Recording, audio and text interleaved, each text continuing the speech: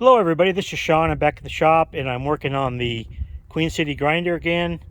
And here's an inner and outer stone guard. That's the inner base cover or whatever, and that's the outer that you would take off to inspect or change the stone. And of course this is the one that has the carnage, and I need to start doing some research.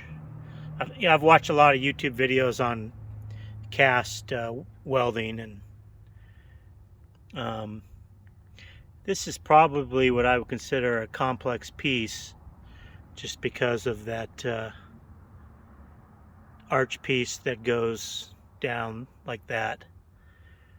But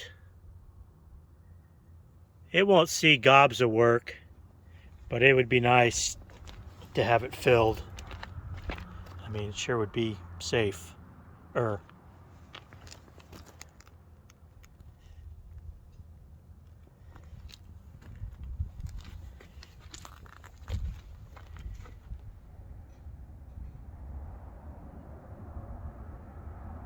And that's about it.